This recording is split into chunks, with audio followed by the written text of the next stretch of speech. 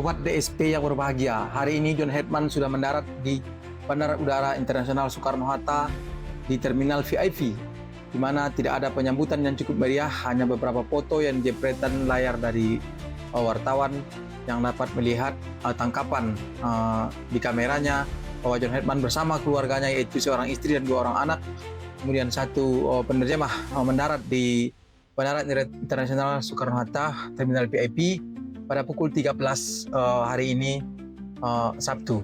Nah, John Hetman sendiri dalam rangkaian kunjungan pertamanya ke Indonesia sebagai pelatih timnas Indonesia adalah akan melakukan pertemuan atau perkenalan dengan Exco PSSI. Mungkin format Exco akan lengkap dalam rapat. Kemudian John Hetman sendiri akan memperkenalkan diri, kemudian akan menyampaikan program-program kerjanya. Setelah itu baru pada hari Senin akan diperkenalkan secara terbuka melalui konferensi pers secara resmi oleh PSSI, sebagaimana perkenalan dulu yang dilakukan terhadap pelatih Patrick Kluivert di awal Januari tahun lalu. Nah, setelah perkenalan ini maka John Hetman akan memiliki pekerjaan cukup banyak. Salah satunya adalah dengan memilih asisten pelatih.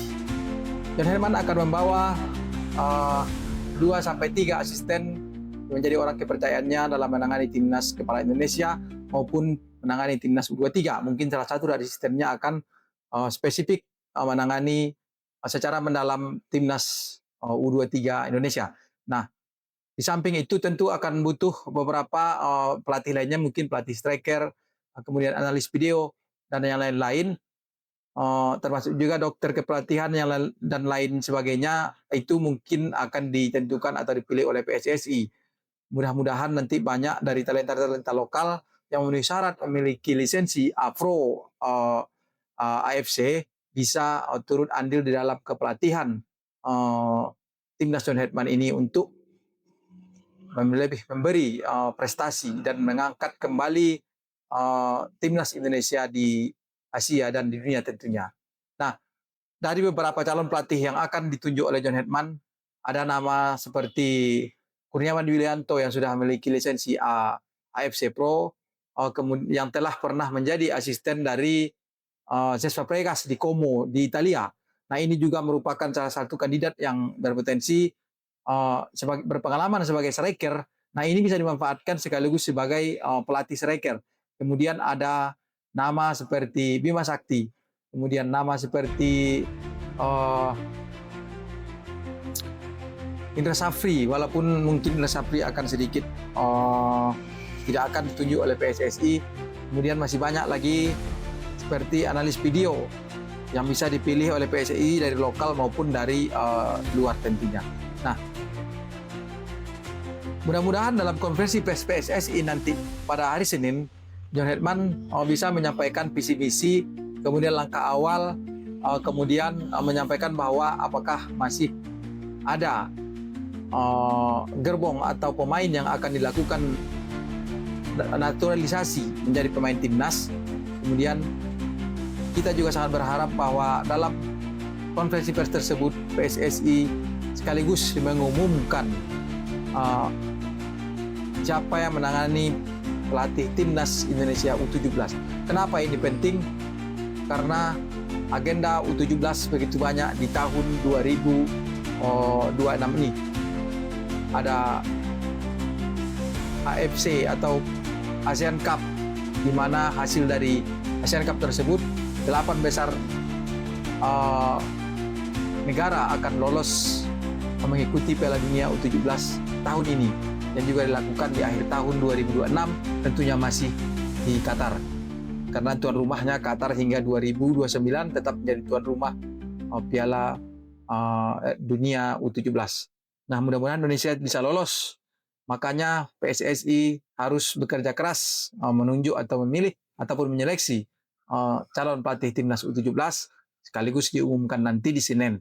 Mudah-mudahan itu terjadi. Kalaupun tidak bisa diumumkan Senin, jangan menunggu terlalu lama dalam penunjukan pelatih U17 ini, karena pelatih U17 sebelumnya dan sudah berprestasi, pengalamannya mengalahkan satu negara di Piala Dunia U17 di tahun 2025 yang lalu, yaitu Nova Arianto telah dipromosikan menangani timnas U20 Indonesia.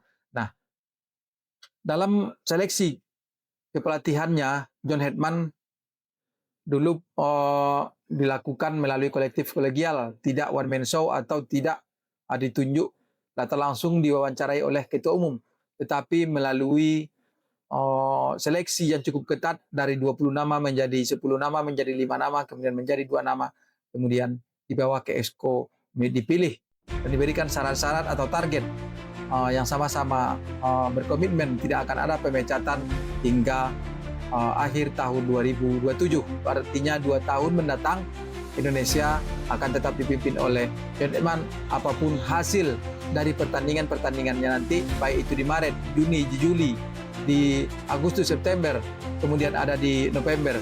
Nah, apapun hasilnya hingga November di tahun 2026, kemudian akan tetap dilanjutkan hingga tahun 2027, hingga Piala Asia 2027, sampai ke Desember 2007 baru dilakukan PSSI evaluasi apakah diperpanjang plus 2 tahunnya diaktifkan terhadap Hetman, tentu dengan memenuhi target-target baru ataupun diganti.